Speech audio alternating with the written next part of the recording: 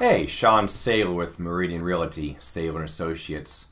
What we thought we'd do in this video is Andy, who is my director, is going to ask some impromptu questions, very casual, kind of a chat, of what typically maybe a buyer would ask when you came into our office.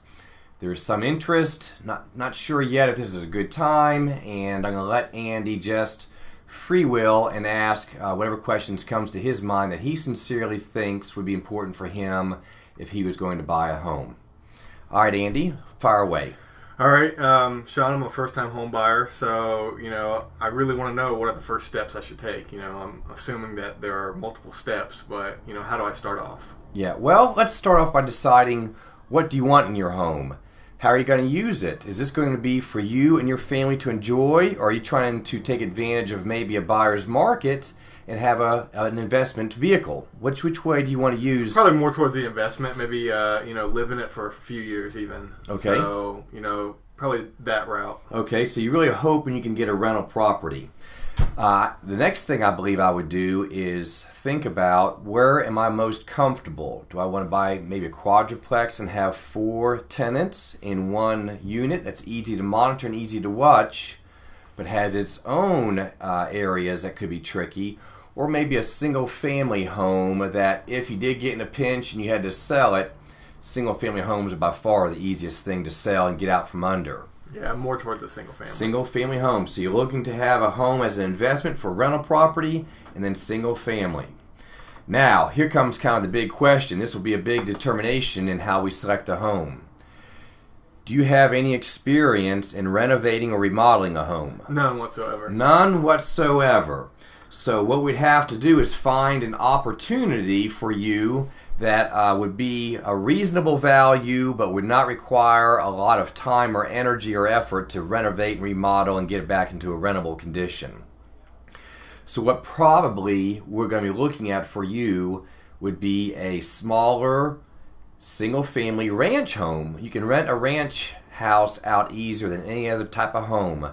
Handicapped people, elderly, mamas with new babies, they don't want the baby to tumble down the stairs. Those seem to be the easiest type properties to rent. Because you want a rental property, we're going to have to consider, believe it or not, things like the school system. Many parents would rather rent in a good school system than buy in a bad school system. So we may pay a little bit more, but we'll attract good quality renters. We can get it near a good school system and nice shopping. So I believe that you have to, first step is decide, how am I going to use the property? Once I decide how I'm going to use the property, what are my strengths? What areas am I comfortable in? I don't want to reinvent the wheel or relearn anything, just where am I comfortable? And then based on that, where can I purchase a property that suits me? Now, on an investment property, the number one factor, truthfully, is money. You're going to make your money whenever you buy the property. That's where really the true money is made. We got to make sure that the purchase price is going to have a good return on your investment versus what it will rent for, and maybe what the upswing is, maybe what's the future value going to be. So the next step, in my opinion, for you would be, what will my budget hold? So you have to kind of understand, what can I afford? Have you had a chance to talk with a lender yet? Not yet, no. Okay. So right after you've kind of made up your mind on the type of property you want, the next step is, let's figure out how we can get you good funding. And you don't necessarily have to talk to the lender as your very next step. What I would do is go ahead and pull out my own credit application. And you can get your free credit scores on a number of sites. But go ahead and pull it, and you'll see some of maybe the weaknesses or some of the areas. It will even list recommendations on why maybe your credit score should be higher. Reduce the amount of credit card debt, or balances are too close to the maximums. It'll give you some good hints. Once you know what your actual credit score is, then I think I'd go ahead and talk with a loan officer and say, okay, I got a credit score of this, I can verify this, now you put me on the right path. Because there are some very good programs for first-time home buyers, some incentives for you. But because you want to be an investor, that's a little higher risk to the bank.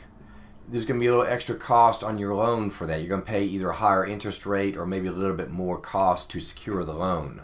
That's just the way it is for investors.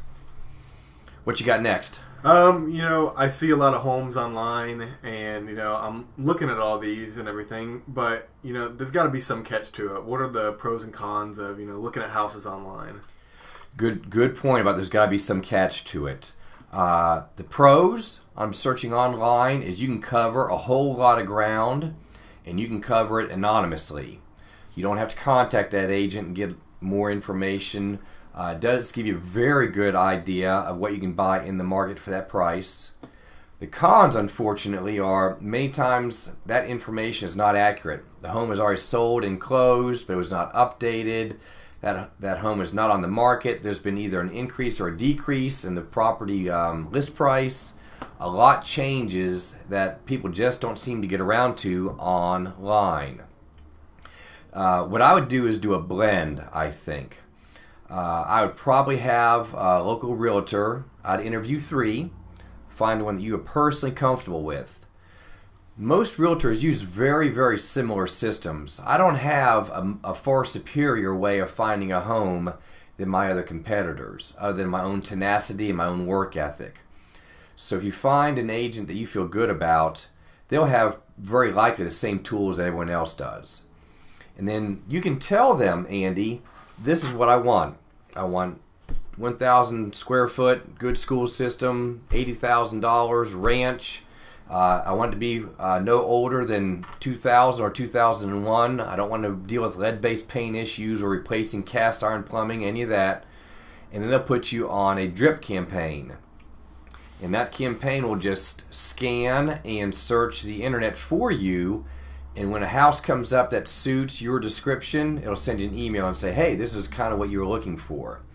So you can use the internet and that monstrous amount of information, but you don't need to spend 4 hours a day going through all of those listings and information on your own. We can target what you want and go right to it and save you a lot of time and money.